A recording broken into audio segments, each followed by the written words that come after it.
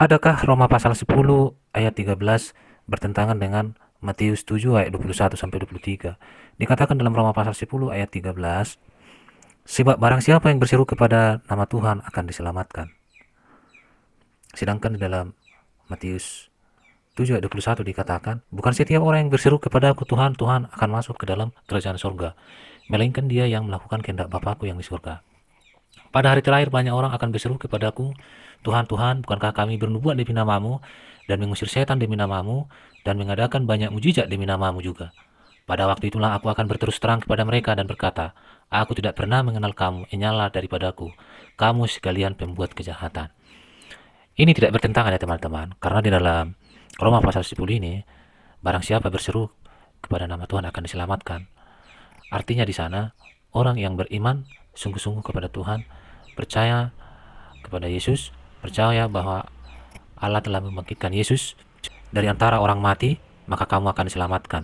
Bahkan dikatakan kita mengaku dengan mulut, percaya dalam hati, kita tunjukkan dalam perbuatan, sehingga kita berseru kepada Tuhan, maka kita akan diselamatkan ya. Jadi bukan seperti di dalam Matius pasal 7 ini, mereka berseru kepada Tuhan, mereka mengusir setan, mengadakan banyak mujizat nama Tuhan, tetapi dikatakan, enyahlah daripada aku kamu sekalian pembuat kejahatan. Aku tidak pernah mengenal engkau. Loh, bukankah Tuhan Maha Tahu? Bukankah Tuhan tidak mengetahui segala sesuatu?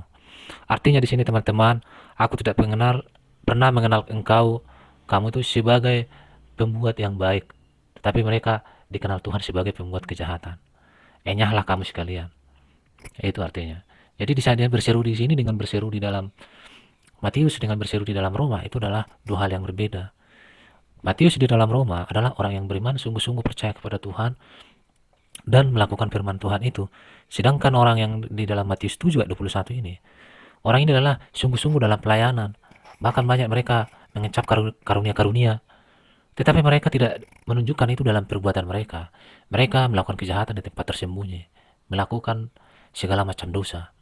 Jadi berseru di sini artinya berseru disertai dengan kehidupan yang benar, kehidupan yang beriman. Oke teman-teman, saya kira ini jelas tidak bertentangan. Tuhan Yesus memberkati kita semua. Mohon di-share video ini, berikan komentar jika kalian suka. Terima kasih, Tuhan berkati.